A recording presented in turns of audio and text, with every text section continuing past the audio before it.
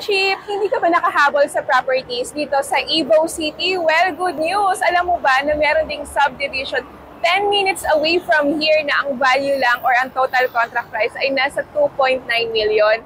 Ang mura, di ba? Heto ang pinakaunang subdivision after lang ng Cavitex. Know more about Masaito Homes.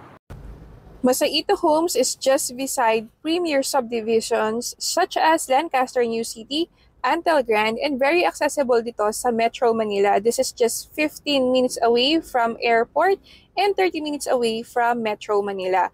We offer properties from 2.9 million to 6.6, kaya nga naman maraming tayong pagpipili ang bahay at lupa dito.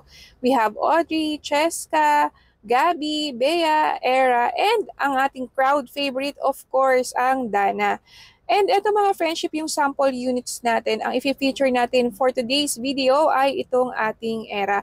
Alam nyo ba, itong Era ay best for PWD and yung may mga elderly because very spacious yung room niya sa baba and yung kanyang CR. So just in case, katulad namin kayo na merong elderly, kasyang-kasya yung wheelchair doon sa CR. Kaya naman magaan mag-alaga ng may edad dito. So heto friends, meron siyang 4 bedrooms and 2 toilet and bath. Very spacious yung ating Era. Ito ay complete turnover na. Meron na siyang tiles, meron siyang division, ceiling, and of course, malaki yung kanyang lote.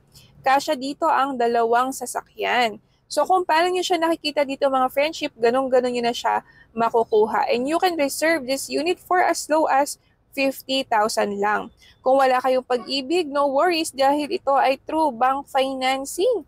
Meron kaming libreng tripping from Mondays to Sundays just in case gusto nyo makita yung actual location and of course yung ating unit. Kung meron kayong mga tanong friendship, please let us know. Mag-message lamang kayo dito sa aming TikTok or Facebook account with your mobile number para tawagan kayo ng aming mga BDDR Angels. Malay nyo naman mga friendship, kami na pala yung tamang taong inaantay nyo para matulungan kayong magkabahay na. Antayin ko yung message nyo ha. Bye!